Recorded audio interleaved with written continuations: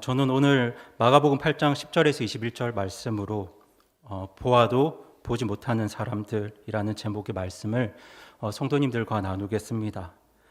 저는 오늘 본문 말씀을 통해서 우리에게 표적을 보여주신 하나님의 역사와 또 그 표적들을 보면서도 하나님을 보지 못하고 깨닫지 못하는 사람들에 대해서 살펴보길 원하고요.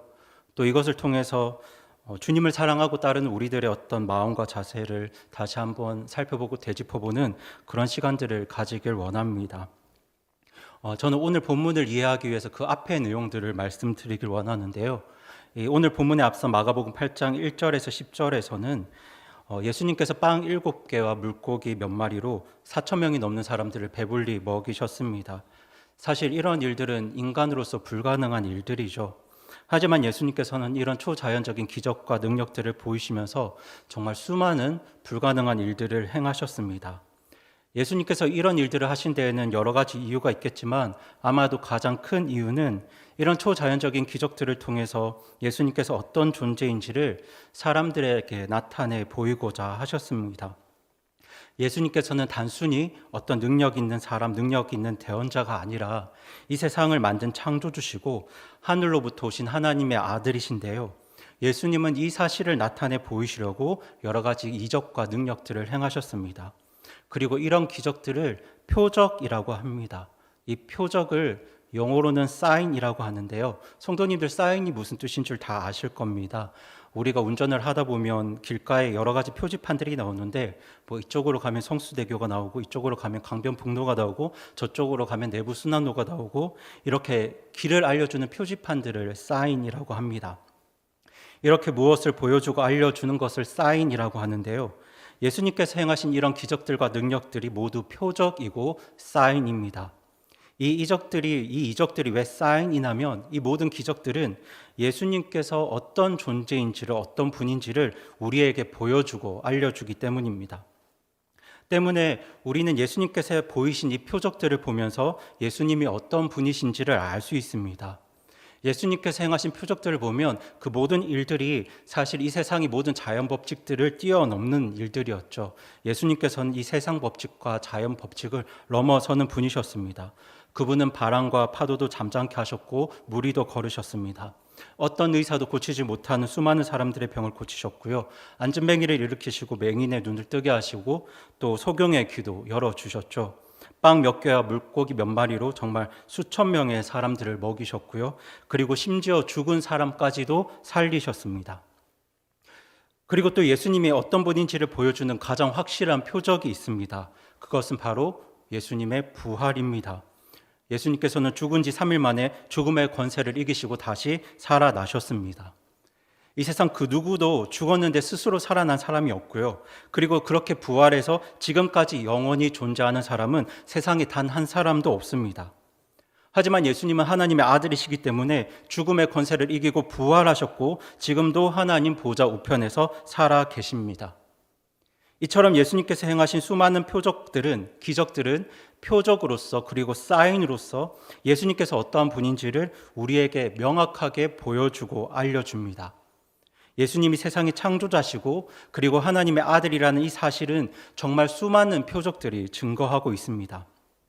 그리고 또 예수님께서는 자신을 따르는 많은 사람들에게 어떤 방식으로든지 이런 표적들을 계속해서 보이셨습니다. 예수님을 하나님의 아들로 믿어야 그들이 구원받고 영원한 생명을 누릴 수 있기 때문에 예수님은 정말 여러 가지 표적들, 사인들을 보여주시면서 자신이 하나님의 아들임을 사람들에게 알려주셨습니다. 그리고 예수님뿐만 아니라 사실 하나님께서도 태초부터 지금까지 수많은 표적들로 자신의 존재를 알려주셨습니다. 저희 화면에 나오는 로마서 1장 19절, 20절 말씀을 함께 읽겠습니다. 같이 읽겠습니다. 시작. 이는 하나님을 알만한 것이 그들 속에 분명히 드러나 있기 때문이라. 하나님께서 그것을 그들에게 보이셨느니라. 그분의 보이지 아니하는 것들 곧 그분의 영원하신 권능과 신격은 세상의 창조 이후로 분명히 보이며 만들어진 것들을 통해 깨달아 알 수 있나니 그러므로 그들이 변명할 수 없느니라. 아멘. 이 말씀에 기록된 것처럼 창조 이후로 분명히 보이며 만들어진 것들을 통해서 하나님께서는 당신의 신격과 영원하신 그 권능을 사람들에게 보이셨다고 말씀합니다. 그것을 그들에게 보이셨느니라 이렇게 분명히 말씀하고 있습니다. 하나님께서는 당신이 만드신 이 피조물 그리고 우리들 눈에 보이는 이 창조물을 통해서 눈에 보이지 않는 창조주 하나님의 권능과 신격을 분명하게 나타내 보이셨고 모든 사람들은 그것을 통해서 하나님을 깨달아 알 수 있다고 하십니다. 때문에 누구도 하나님 앞에서 변명할 수 없는 것이죠. 그런데 성도님들 이 말씀이 무슨 뜻이냐면 누구든지 그게 구원받은 사람이든 아니든 불신자든 상관없이 누구든지 하나님을 보려고만 하면 다 볼 수 있다는 뜻입니다. 하나님께서 누구한테만 보여주시고 누구한테는 안 보여주시는 것이 아니고요. 하나님께서는 모든 사람에게 하나님이 살아계시고 존재하시는 것을 보이셨다는 거예요. 때문에 이 말씀은 누구든지 하나님을 보려고만 하면 그 사람이 하나님을 볼 수 있도록 이 세상에 정말 많은 표적들과 사인들을 두셨다는 말씀이기도 합니다. 사실 하나님께서 만드신 이 세상 자체가 하나님께서 살아계시고 하나님이 어떤 분이신가를 보여주는 분명한 사인이고 표적입니다. 성도님들 잘 아시겠지만 정말 한 치의 오차도 없이 질서 있게 움직이는 저 하늘의 수많은 별들을 보십시오. 저것들을 어떻게 하나님 없이 설명할 수 있겠습니까? 그리고 또 우리 몸 안에 있는 그 신비한 구조들 한번 찬찬히 살펴보십시오. 정말 우리의 몸은 작은 우주라고 불 만큼 헤아릴 수 없는 수많은 세포와 기관들이 움직이고 있는데요. 정말 그 수많은 세포와 기관들이 하나의 오차도 없이 얼마나 질서 있게 정확하게 그 일들을 하고 있습니까? 이런 몸의 구조들을 보면 정말 어떻게 이런 것들이 이런 사람의 몸이 우연히 생겼다고 그렇게 말할 수 있을까요? 그런데도 많은 사람들이 인간은 우연히 생겼다고 그렇게 믿지 않습니까? 근데 사실 이건 정말 말이 안 되는 이야기죠. 인간이 우연히 진화되어서 이렇게 만들어질 가능성을 여러 가지로 설명을 하는데요. 정말 사람이 우연히 생길 가능성은 이런 겁니다. 바다에 수많은 모래들이 있는데 사실 그 모래 안에는 규소도 있고 철분도 있고 여러 가지 원소들이 있을 겁니다. 그런데 시간이 한참 흐릅니다. 그렇게 시간이 한참 흐르고 나면 막 철분들이 모여서 톱니바퀴가 됩니다. 그리고 또 시간이 한참 흐르고 나면 그 모래 안에 있는 규소들이 모여서 유리가 됩니다. 그리고 또 시간이 한참 흐르고 나면 그렇게 만들어진 톱니바퀴와 유리들이 또 척척 맞아서 시계가 만들어집니다. 성도님들은 만약 이런 일들이 일어날 수 있다고 누군가 말하면 이런 일이 일어날 수 있다고 믿으시겠습니까? 정말 영겁의 시간이 지나면 그렇게 바다의 수많은 모래들이 유리가 되고 그리고 톱니바퀴가 되고 또 그 부속들이 척척 맞아들여서 시계가 되는 그런 일들이 벌어질까요? 사실 이런 일들은 절대로 일어날 수 없는 일이거든요. 왜냐하면 이건 우리가 알고 있는 물리 법칙에도 반하는 이론입니다. 모든 과학자들이 믿는 법칙 중에 하나가 바로 그 제1연력학 법칙에서 엔트로피 법칙이라고 하는데요. 이 엔트로피 법칙의 요지는 그겁니다. 자연을 그냥 가만히 놔두면 절대로 질서 쪽으로 가지 않고 무질서해진다는 거죠. 자연을 가만히 내버려 두면 질서에서 무질서 쪽으로 변하지 절대로 무질서에서 질서 쪽으로 변할 수 없다는 게 바로 엔트로피 법칙, 연력학 제2법칙인데요. 과학자들이 어떻게 그 엔트로피 법칙과 그리고 진화론을 동시에 믿을 수 있는지 저는 사실 잘 이해가 되지 않습니다. 물론 그들의 입장에서는 하나님이 없다고 해야 하니까 어떻게든 절대로 함께할 수 없는 이 두 가지 법칙을 조화시켜 보려고 노력은 하고 있는 것 같은데 사실 다 말이 안 되는 이야기들이죠. 성도님들 그 누구도 바닷가에 있는 모래들을 가만히 놔둔다고 해서 시간이 한참 흐른다고 해서 그것들이 시계가 될 거라고 믿지 않습니다. 그런데 진화론자들은 시간만 충분히 지나면 뭐든지 생길 수 있다고 말하죠. 그런데 어떻게 그렇게 영겁의 시간이 지난다고 아무리 그렇게 수많은 시간이 흘러간다고 해서 그 바닷가에서 시계가 자연히 생길 수 있겠습니까? 그렇게 믿는 사람이 누가 있겠습니까? 그런데도 불구하고 왜 사람들은 사람이 자연히 생겼다고 그렇게 믿을까요? 시계하고는 비교할 수 없을 만큼 아주 정교하게 창조된 그 사람을 어떻게 자연히 우연히 그렇게 생겼다고 말할 수 있겠습니까? 그리고 사실 지금도 진화론보다 창조론이 옳다는 것을 지지하는 수많은 과학적 증거들이 지금 쏟아져 나오고 있습니다. 이처럼 하나님은 이 세상을 통해서 하나님이 살아계신다는 표적, 하나님께서 이 세상을 창조하셨다는 표적, 그리고 하나님께서 사람을 창조하셨다는 그 표적들, 그렇게 수많은 사인들을 우리에게 보여주셨습니다. 그렇기 때문에 우리가 보려고만 하면 하나님께서 살아계시고 하나님께서 이 세상을 창조하셨다는 사실을 얼마든지 볼 수 있습니다. 그래서 로마서 1장 말씀은 하나님을 깨달아 알 수 있는 것들이 모든 사람들에게 분명히 보여졌다고 그렇게 말씀합니다. 그래서 훗날 많은 사람들이, 하나님을 거절한 사람들이 하나님 앞에 섰을 때에도 그 누구도 하나님 앞에서 변명할 수 없는 것이죠. 그렇게 오늘날 하나님께서는 수많은 표적들과 수많은 사인들로 하나님께서 살아계심을 우리들에게 보여주고 계십니다. 때문에 누구든지 올바른 자세와 태도를 가지고 하나님을 보려고만 하면 하나님을 볼 수가 있습니다. 그런데 왜 그렇게 많은 사람들이 하나님을 보지 못할까요? 하나님께서 세상을 창조하셨습니다. 이렇게 말을 하면 왜 그렇게 많은 사람들이 이 말을 듣고 그냥 비웃을까요? 왜 이렇게 많은 사람들이 하나님께서 분명하게 보여주시는 표적과 사인들에도 불구하고 이 세상을 창조하신 그리고 살아계시는 그 하나님을 보지 못할까요? 그런데 오늘 본문에도 그런 사람들이 등장합니다. 그 사람들이 바로 바리새인들이죠. 저희 오늘 본문 11절 말씀을 같이 한번 읽어보겠습니다. 11절 말씀입니다. 시작.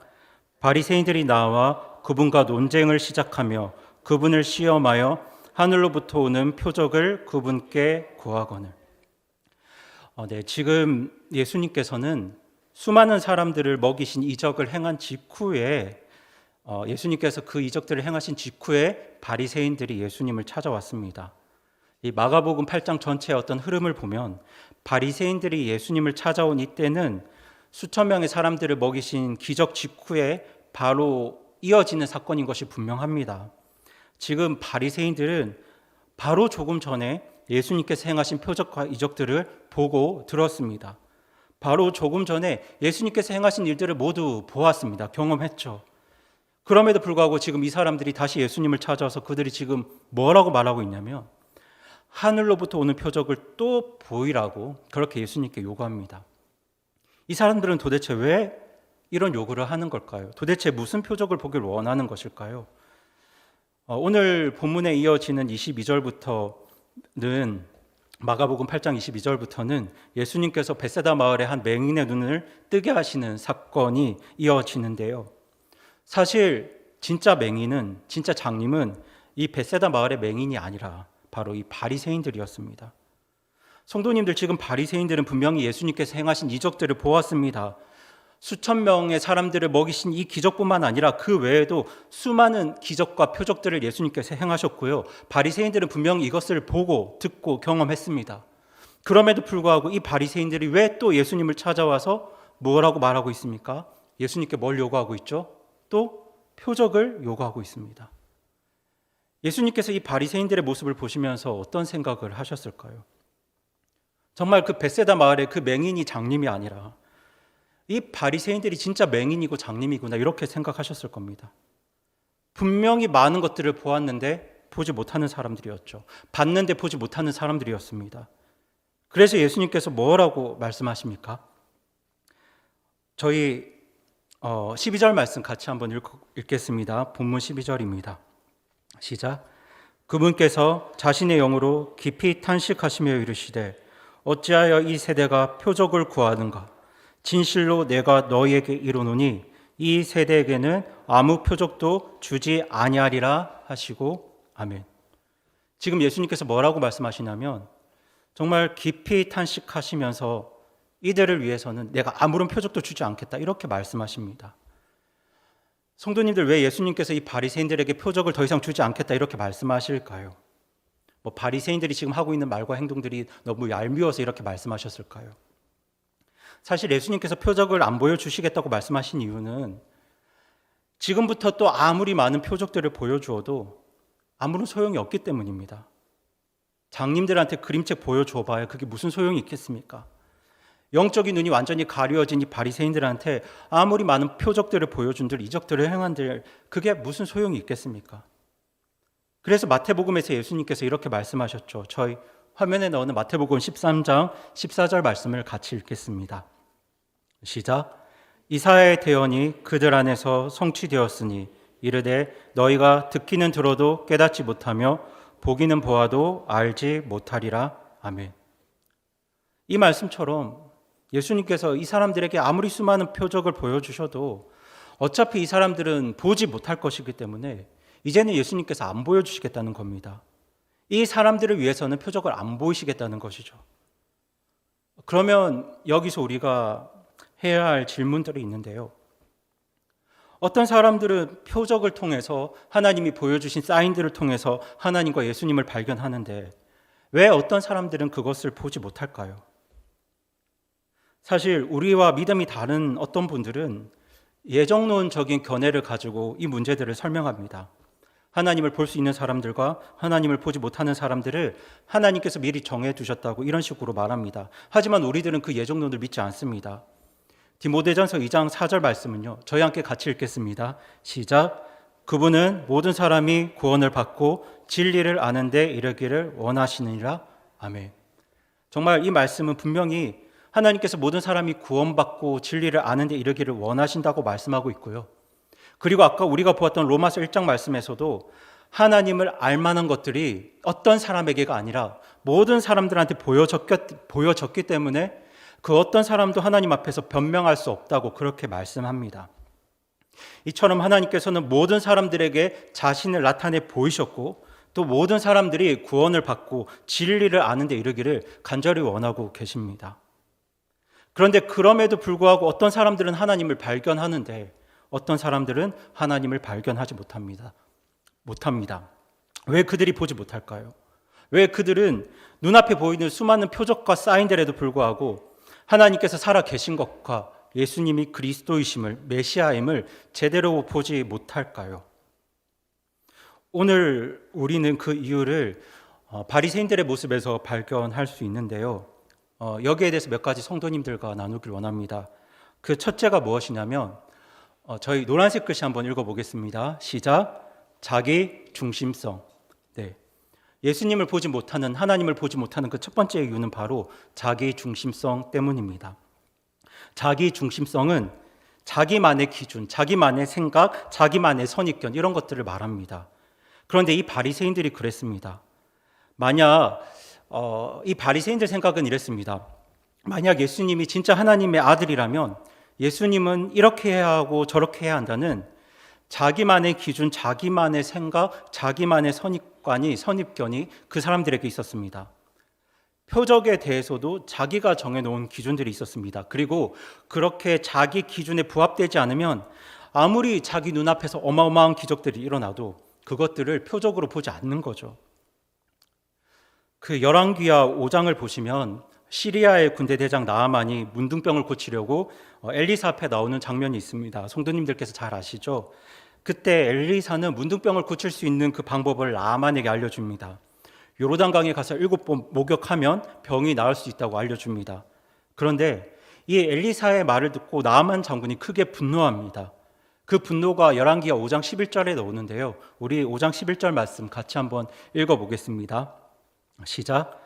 그러나 나아만이 노하여 물러가며 이르되 보라 나는 그가 분명히 내게로 나와 서서 주 자기 하나님의 이름을 부르고 그 부위를 손으로 쳐서 나병 환자를 회복시킬 줄로 생각하였도다. 네. 성도님들 이 말씀 보시면 지금 나아만 장군이 분노한 이유가 무엇인 줄 보이시나요? 보이시죠? 바로 자기 생각 때문입니다. 나는 생각하였노라. 나는 생각하였노라. 지금 하나님의 사람인 엘리사가 문둥병 고칠 방법을 알려주었는데 지금 그 하나님 말씀 앞에서 나아만이 누구 생각을 하고 있습니까? 자기 생각을 말하고 있습니다. 내가 생각하기에는 엘리사가 하나님의 이름을 부르고 나의 병든 부위를 손으로 쳐서 만져야 이 병이 고쳐질 것 같은데 그냥 요르단 강에 가서 7번 목욕하라고 그렇게 말만 하니까 지금 나아만이 화가 난 겁니다. 자기 생각에는, 내 생각에는 엘리사가 진짜 대언자라면, 엘리사가 정말 하나님의 사람이라면 자기 앞에 와서 이렇게 하고 저렇게 해야지.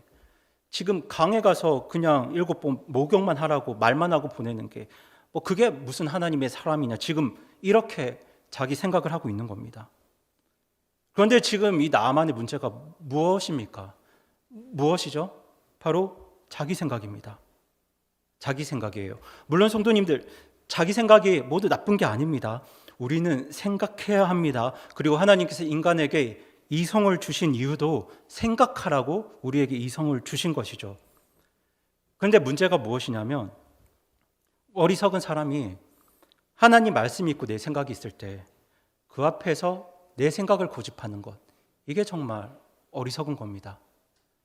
지금 하나님의 이성과 보잘것없는 피조물의 이성이 지금 이렇게 대립하고 있는데 그 앞에서 자기 생각, 자기 기준 버리지 못하는 것, 그게 정말 문제인 거죠.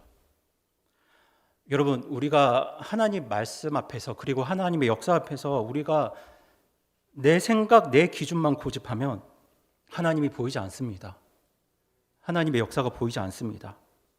우리가 하나님의 역사를 경험하고 또 나의 삶 속에 역사하시는 그 하나님을 보려면 내 생각, 내 기준, 내 선입견, 이 모든 것들을 하나님 말씀 앞에서 잠시 내려놓아야 합니다.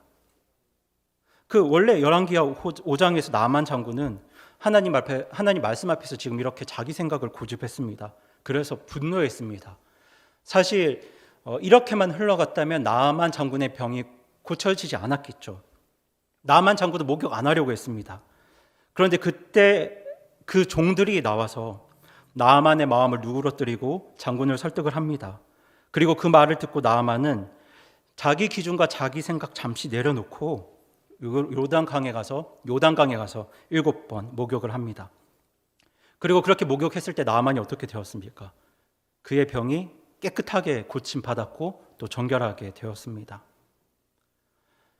그런데 성도님들, 아무리 엘리사 같은 위대한 하나님의 사람이 하나님 말씀을 전하고 알려주고 표적을 보여주더라도 그 말씀 앞에서 내 생각, 내 기준, 이거 내려놓지 못하면 하나님이 보이지 않습니다.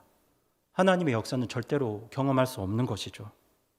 하나님께서 저와 여러분의 삶 가운데 수많은 정말 하나님의 역사와 표적들을 아무리 보여주셔도 그 하나님의 말씀, 표적, 역사 앞에서 우리가 내 생각, 내 기준 내려놓지 못하면 그것이 하나님의 역사라는 걸, 그게 하나님의 일하심이라는 걸 저와 여러분 역시 하나도 보지 못할 겁니다. 그런데 오늘 바리새인들이 그랬습니다. 그들이 예수님께 표적을 보이라고 했을 때 그들 마음속에는 이미 그들만이 정해놓은 어떤 기준과 답이 있었습니다. 그것을 어떻게 알 수 있냐면요, 오늘 본문 11절에서 바리새인들이 예수님을 시험했다는 이 말씀 속에서 우리가 알 수 있는데요, 11절은 이 바리새인들이 그분을 시험하여 표적을 구했다라고 말씀하고 있죠. 바리새인들이 예수님께 표적을 구한 이유는 예수님 시험하기 위해서입니다. 지금 바리새인들이 예수님께 나온 목적은 예수님 날 불쌍히 여겨주시고 무엇이라도 하나 가르쳐주세요, 이런 의도가 전혀 아니었습니다. 그들이 예수님을 찾아온 이유가 뭐겠습니까? 그들이 예수님께 나온 이유는 예수님과 논쟁하고 그분을 시험하기 위해서입니다. 그런데 성도님들, 시험이 뭔지 알고 계시죠? 시험은 답이 있는 겁니다. 어떤 답을 정해두고 그 사람이 이 답을 맞추는가 못 맞추는가 테스트하는 게 바로 시험입니다. 그렇게 정해둔 답이 있을 때 시험이라는 말을 씁니다. 만약 그렇지 않고 이 사람들이 주님 무엇이든지 제게 가르쳐 주십시오, 이렇게 나오는 사람들이라면 성경에서 시험이라는 말을 쓰지 않겠죠. 지금 바리새인들에게는 지금 예수라는 청년이 정말 하나님의 아들이라면 그 예수님은 이렇게 해야 되고 저렇게 해야 한다는 자기만의 어떤 기준, 그리고 자기만의 정답이 있었던 겁니다. 그래서 지난번에 바리새인들이 예수님께 와서 트집 잡았던 내용들이 있는데요, 그게 무엇인지 아시나요? 어떤 문제를 가지고 예수님께 트집 잡았냐면 손 닦지 않는 문제로 예수님 트집 잡았습니다. 이 바리새인들이 손 안 닦는 문제로 예수님 공격하고 정죄했습니다. 그러니까 어떻게 보면 이 바리새인들이 메시아에 대해서 정해놓은 기준이 바로 손 닦는 거였습니다. 성경이 예언하는 메시아라면 손을 닦아야 한다, 이게 바리새인들의 기준이었습니다. 그런데 성도님들 진짜 이상하지 않습니까? 바리새인들이 정해놓은 메시아에 대한 표적이 사인이 손 닦는 거랍니다. 이게 말도 안 되는 거잖아요. 그런데 이 말도 안 되는 기준을 가지고 하나님의 표적을 시험하려고 했던 겁니다. 맹인의 눈을 뜨게 하고 소경의 귀를 열게 하고 안진뱅이를 일으키고 수많은 사람들을 먹이시고 바람과 파도를 잠잠케 해도 예수님은 손을 닦지 않았으니 그분이 메시아가 아니라는 겁니다. 하나님의 아들이 아니라는 거예요. 정말 보아도 보지 못하는 사람들 아닙니까? 정말 보아도 보지 못하는 사람들입니다. 이런 사람들은 하나님께서 아무리 많은 일들을 행하셔도 아무리 많은 표적을 보이셔도 하나님을 보지 못합니다. 아무리 많은 사인들을 그 산 가운데 주셔도 하나님 안 보입니다. 정말 봐도 보지 못하는 사람들이죠. 사실 저는 올해 42인데요. 지난 40년 세월 동안 예수님의 이름으로, 그러니까 예수님만이 이유가 되어서 저를 사랑해 준 수많은 분들의 이름과 얼굴을 다 기억합니다. 저에게 어떤 시간이 주어진다면 초등학교 2학년 주일학교 분반 시간에 제 구멍난 바지를 실로 꿰매주셨던 주일학교 선생님으로부터 시작해서 불과 며칠 전까지 저를 잘 먹이려고, 잘 입히려고 정말 이런저런 모양으로 저에게 사랑을 베풀었던 그 한 분 한 분의 이름과 그 일들을 모두 말할 수 있습니다. 많은 사람들이 하나님 어디에 있냐고 그렇게 말합니다. 어디를 둘러보아도 하나님 없다고 말합니다. 하나님 있다면 한 번만 보여달라고 그렇게 말합니다. 그런데 전 반문하고 싶습니다. 아무런 연고도 없는 사람인데 예수님의 이름, 예수님의 사랑 그 하나만을 이유로 저 같은 한 사람에게 사랑을 베풀었던 분들이 헤아릴 수 없을 만큼 많은데 그렇게 한 사람을 향해 사랑을 주었던 그 하나님의 사랑과 일들만 해도 그렇게 많은데 이런 것들을 보면서 어떻게 하나님이 없다고 말할 수 있는지, 예수님이 가짜라고 말할 수 있는지 저는 반문하고 싶습니다. 그들에게는 세상 어디를 보아도 하나님이 보이지 않겠지만 저는 세상 어디를 보아도 하나님이 보입니다. 성도님들, 하나님은 정말 우리에게 많은 것들을 보여주시고 말씀하시고 또 사인과 표적들을 주십니다. 그리고 그럴 때 우리는 하나님이 우리에게 보여주시는 것들 앞에서 그리고 들려주시는 하나님 말씀 앞에서 정말 내 생각과 내 기준, 내 선입견 이런 것들 다 내려놓아야 합니다. 아무리 나의 생각이 이렇다 하더라도 하나님 말씀이 저렇다고 하시면 우리는 나의 기준, 나의 생각 내려놓고 하나님 말씀 앞에서 아멘 해야 합니다. 내가 정해놓은 기준, 내가 정해놓은 답에 하나님 맞추려 하지 말고 하나님 말씀 맞추려 하지 말고 하나님이 말씀하시는 것에 나의 생각과 기준을 맞추어 가야 합니다. 그래야 우리가 하나님을 볼 수 있고 또 나의 삶 속에서 하나님을 경험할 수 있습니다. 그렇게 하나님 말씀 앞에 겸손하게 반응하는 사람이라면 누구나 하나님 볼 수 있고 또 하나님의 역사를 경험할 수 있다고 저는 확신합니다. 하지만 오늘 바리새인들은 그 하나님 앞에서, 예수님 앞에서 자기 기준과 생각, 선입관들을 버리지 못했습니다. 정말 안타까운 일들이죠.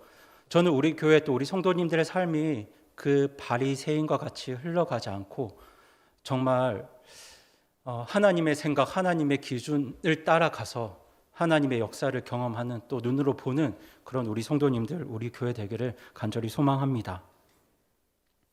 그리고 또 오늘 바리새인들이 예수님을 알아보지 못한 또 하나의 이유가 있는데요. 우리 다음 슬라이드 노란색 글씨 같이 한번 읽어보겠습니다. 시작. 비뚤어진 자세와 태도. 네. 이들이 하나님을 보지 못했던 또 하나의 이유는 비뚤어진 자세와 태도 때문입니다. 오늘 바리새인들이 예수님을 찾아온 건 예수님과 논쟁하고 예수님을 시험하기 위해서였습니다. 그런데 성도님들 한번 생각해 보시기 바랍니다. 지금 바리새인들이 예수님과 논쟁하고 예수님을 시험하려고 했던 그 이유가 무엇이겠습니까? 사실 저는 인생에서 굉장히 어려운 시험을 몇 주 앞에 두고 있습니다. 목사 한수의 예배를 드리기 전에 저는 한 2시간 동안 목사님들로부터 이렇게 구술 테스트 시험을 받아야 하는데요.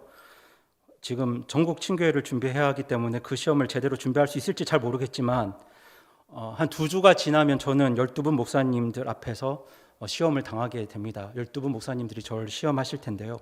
성도님들, 그 목사님들께서 저를 시험하시는 이유는 무엇일까요? 저를 비난하고 저를 무너뜨리기 위해서 저를 시험하실까요? 아니면 하나님의 사람을 세우고 또 교회를 세우기 위해 시험하시는 것일까요? 그렇죠. 우리가 그 답을 잘 알고 있습니다. 그날 목사님들은 하나님의 사람을 세우고 또 바른 교회를 세우기 위해서 저를 시험하실 겁니다. 그래서 저는 그 시험들을 기쁘게 받을 겁니다. 그런데 오늘 예수님을 찾아온 이 바리새인들은 예수님을 세우고 그분께 영광 돌리기 위해서 예수님을 시험했을까요? 아니겠죠. 목사님들의 의도와 바리새인들의 의도는 전혀 다릅니다. 지금 이들이 예수님을 시험하려고 했던 이유는 예수님을 비난하기 위해서입니다. 지금 예수라는 청년이 사람들의 인기를 독차지해서 지금 바리새인들 자기들의 밥그릇을 위협하고 있었기 때문에 어떻게든 그 예수라는 청년을 비난하고 무너뜨리기 위해서 예수님과 논쟁하고 그분을 시험하려고 했습니다. 바리새인들의 예수님을 향한 태도는 존경과 사랑이 아니라 시기와 질투와 미움이었습니다. 그렇게 바리새인들은 삐딱한 태도로 비뚤어진 자세와 마음으로 예수님께 나왔습니다. 오늘 본문 바로 앞에서 예수님은 빵 7개와 물고기 몇 마리로 정말 수천 명의 사람들을 먹이셨는데요. 사실 그렇게 예수님의 표적을 많이 경험한 사람들은 바리새인들처럼 비뚤어진 사람들이 아니었습니다. 그 사람들은 어떻게든 예수님께 말씀을 배우고 싶어서 사흘이나 굶으면서 간절하게 예수님을 쫓아다닌 사람들이었습니다. 정말 이렇게 겸손하고 갈급한 태도로 그런 마음으로 간절히 예수님을 찾는 사람들에게는 예수님께서 어떤 모양으로든 표적과 사인들을 보여주셨습니다. 그런데 지금 이 사람들은, 이 바리새인들은 그렇게 갈급해서 온 게 아닙니다. 예수님을 존경하거나 그분에게 무언가 배우려고 그렇게 온 사람들이 아닙니다. 예수님을 시험하러 온 사람들이고 예수님을 비난하고 무너뜨리려고 온 사람들이죠. 이런 사람들에게는, 이런 태도로 나오는 사람들에게는 하나님께서 어떤 표적도 사인도 보여주지 않으십니다. 그런데 성도님들 정말 그렇습니다. 우리가 하나님 말씀을 들을 때, 하나님 말씀을 받을 때 그 말씀을 깨닫는가 아닌가의 문제는 우리의 태도에서 결정됩니다. 하나님께서 우리 삶에 역사하실 때도 그 하나님의 역사를 보는가 못 보는가의 문제는 우리의 자세와 태도가 결정합니다. 내가 어떤 태도를 가지고 하나님 앞에 나아가는가에 의해서 다 결정됩니다. 삐딱하고 부정적인 태도로 나아가면 아무리 하나님께서 보여주셔도 그 사람은 아무것도 보지 못합니다. 그렇기 때문에 혹시 오늘 말씀을 들으시는 분들 중에서 평소 하나님 앞에서 그리고 또 말씀 앞에서 마음이 부정적이고 비뚤어져 있고 삐딱하신 그런 분들이 계시다면 그 마음부터 빨리 돌이키셔야 합니다. 그렇지 않으면 아무리 둘러봐도 하나님의 역사는 보이지 않습니다. 하나님의 사인은 안 보이게 됩니다. 그리고 성도님들, 하나님 말씀을 들을 때도 우리가 부정적이거나 삐딱한 자세를 가지면 절대로 안 됩니다. 물론 우리가 말씀을 들을 때 사도행전 17장에 나오는 베레아 사람들처럼 정말 하나님 말씀이 그러한가 탐구하고 생각해야 합니다. 하지만 그건 정말 겸손하고 갈급한 마음을 가지고 하나님 말씀이 뜻하는 바가 정말 무엇인지를 깨닫고 찾아가는 과정이지, 누군가 전하는 하나님 말씀을 비판하고 비난하라고 그렇게 주신 말씀이 아닙니다. 우리가 하나님 말씀을 들을 때에도 정말 자기 생각, 자기 기준을 다 내려놓고 겸손한 자세로 갈급한 마음으로 그렇게 하나님 말씀을 들어야 합니다. 그렇게 바른 자세와 태도로 말씀을 들을 때 그 말씀이 우리 삶 속에서 역사할 수 있고 그걸 통해서 하나님의 역사를 우리가 볼 수 있는 것이지, 정말 비뚤어지고 부정적인 태도로 들어서는 우리는 어떤 하나님의 역사도 경험할 수 없게 되는 것입니다. 바리새인들이 바로 눈앞에 예수님을 두고도 그분을 보지 못했던 가장 결정적인 이유가 바로 이것이라고 생각합니다. 부정적이고 삐딱한 태도, 비뚤어진 자세, 이러한 자세와 태도 때문에 그들은 보아도 보지 못했고 들어도 듣지 못했습니다. 성도님들, 오늘 바리새인들의 이 모습을 꼭 기억해 주시기 바랍니다. 바리새인들처럼 부정적이고 삐딱하고 무엇인가를 누군가를 무너뜨리려고 하고 비난하려는 그런 자세와 태도를 가지고 있으면 하나님의 역사를 보아도 보지 못합니다. 하나님이 뭔가를 보여주셔도 아무것도 안 보일 겁니다. 그래서 자세와 태도가 중요합니다. 그래서 성도님들, 하나님 앞에 나아가실 때 그것이 예배가 되었든 아니면 개인 경건의 시간이 되었든 개인적으로 기도하는 시간이 되었든 성도님들께서 하나님 앞에 나아가는 그 모든 순간에 정말 겸손하고 바른 그런 자세와 태도를 가지고 하나님 앞에 나아가시기를 오늘 말씀으로 권면드립니다. 부정적이고 삐딱한 태도, 누군가를 비난하고 무너뜨리려는 그런 마음들, 이 모든 것들 다 버리고 정말 겸손하게 갈급한 마음으로 주님 말씀하십시오. 제가 듣겠습니다. 제가 말씀에 순종하겠습니다. 이런 마음과 자세로 하나님 앞에 나아갈 때 정말 우리가 하나님의 역사를 볼 수 있고 하나님을 경험하게 되리라고 저는 확신합니다. 그렇게 하나님의 역사를 볼 수 있는 우리 성도님들 되시기를 간절히 바랍니다. 그리고 마지막으로 오늘 본문에서 하나님의 역사를 제대로 보지 못하는 또 다른 사람들이 나오는데요. 그들은 놀랍게도 예수님의 제자들이었습니다. 이 제자들이 예수님을 제대로 보지 못한 이유는 저희 노란색 글씨 같이 한번 읽어보겠습니다. 시작. 세상 문제에 대한 지나친 걱정. 네. 이 제자들은 예수님의 표적을 분명히 보고 경험한 사람들입니다. 오늘 본문의 기적뿐만 아니라 정말 예수님으로부터 수많은 말씀들을 듣고 배웠던 사람들입니다. 그리고 또 이 제자들에게는 예수님을 향한 부정적이거나 삐딱한 비뚤어진 그런 마음 자세는 분명히 없었습니다. 하지만 지금 제자들은 예수님이 하시는 일들을 제대로 보지 못했고 예수님께서 하시는 말씀들을 제대로 깨닫지 못했습니다. 오늘 예수님께서 제자들에게 무엇이라고 말씀을 하시죠? 우리 17절, 본문 17절 말씀을 같이 한번 읽어보겠습니다. 시작. 예수님께서 그것을 아시고 그들에게 이르시되 너희가 어찌하여 빵이 없으므로 의논하느냐? 너희가 아직도 알지 못하며 깨닫지 못하느냐? 너희 마음이 아직도 굳어 있느냐? 아멘. 지금 예수님께서 뭐라고 말씀을 하시냐면요. 마지막에 어떻게 말씀을 하시냐면 너희 마음이 아직도 굳어 있느냐? 이렇게 말씀하십니다. 지금 예수님 말씀에 따르면 제자들의 마음이 굳어 있었습니다. 그런데 여기서 굳어 있다는 말은 헬라어로 포로라고 하는데요. 이 말은 쉽게 말하면 단단하다는 뜻입니다. 단단하다는 뜻인데 이 단어를 개역 성경은 이 단어를 둔감하다라고 번역을 했습니다. 거기에는 이유가 있는데요. 이 포로를 왜 둔감하다라고 번역을 했냐면 이 단단하다는 이 말이 영적인 부분에는 어떤 사람의 마음이 단단하게 닫혀 있어서 영적으로 감수성이 둔하여진 그런 상태를 뜻하기 때문에 이 개역 성경은 이것을 의역을 해서 둔감하다로 번역을 했습니다. 그러니까 다시 정리해서 말씀드리면 흠정역 성경은 이걸 직역을 해서 굳은 마음, 단단한 마음 이렇게 번역을 했고요. 그리고 개역 성경은 어떻게 보면 이걸 의역해서 둔감한 마음이라고 번역을 한 것이죠. 때문에 이 굳은 마음, 단단한 마음은 영적으로 무언가를 잘 보지 못하고 분별하지 못하는 그런 둔감한 상태를 말합니다. 지금 제자들은 영적인 문제에 굉장히 둔감했습니다. 진짜 잘 보지 못했고 깨닫지 못했습니다. 이런 제자들의 모습 때문에 예수님께서는 다음에 방문하시는 벳세다 마을에서 한 맹인을 만나실 때 2번 안수해서 그의 눈을 뜨게 하시는데요. 왜 예수님께서 한 번 안수하지 않으시고 2번 안수해서 그 눈을 뜨게 하셨는지는 제가 올해 2월쯤에 주일 아침에 말씀을 나누었습니다. 예수님께서 2번 안수하셨던 이유는 그 제자들이 구원받아서 한 번 눈을 뜨긴 했지만 그들이 아직도 영적으로 둔감해서 뭔가를 제대로 보지 못했기 때문입니다. 영적으로 둔감해져서 뭔가 보기는 시작했는데 제대로 잘 보진 못한 거죠. 그래서 예수님께서 오늘 본문 15절에서 제자들에게 바리새인들과 헤롯의 누룩을 주의하고 조심하라 이렇게 말씀하실 때에도 제자들이 뭐라고 대답을 했습니까? 저희 16절 말씀 제자들의 대답을 같이 한번 읽어보겠습니다. 시작. 그들이 자기들끼리 의논하여 이르되 이는 우리에게 빵이 없기 때문이로다 하거늘.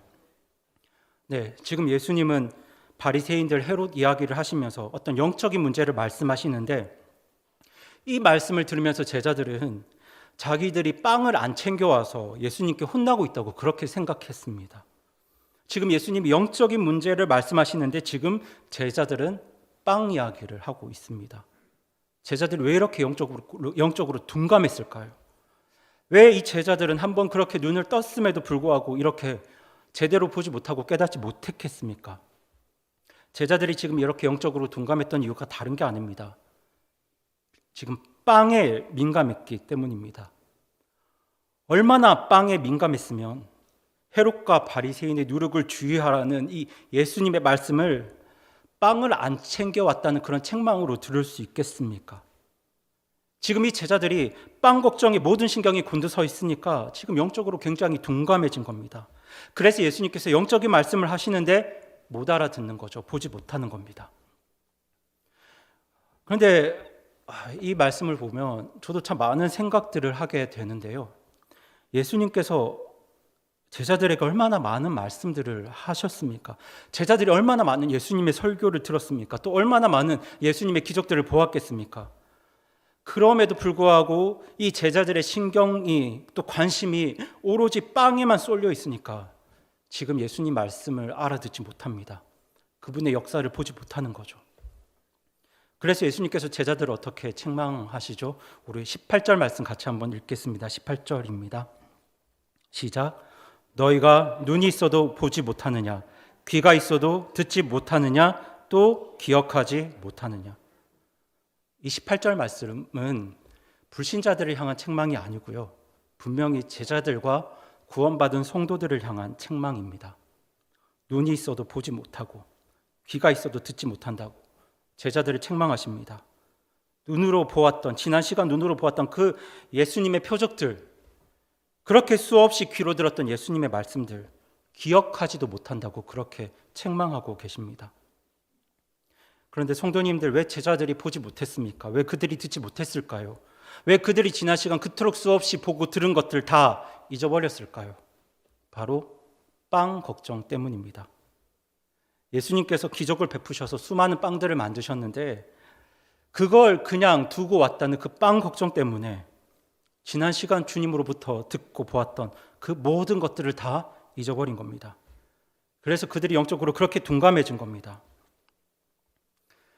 성도님들, 구원받은 성도가 너무 빵 문제에만 고민하고 빵 문제에만 예민하면 우리의 영이 다 무뎌집니다. 구원받은 성도가 이 빵 문제, 먹는 문제, 돈 문제, 사업 문제, 자녀 문제, 집 문제, 이런 세상 문제들에 대해서만 너무 예민하게 되면 반대로 우리의 영적인 상태는 다 무뎌집니다. 여기에 대해서 요한일서 2장 15절은 이렇게 말씀합니다. 우리 요한일서 2장 15절 말씀 같이 읽겠습니다. 시작.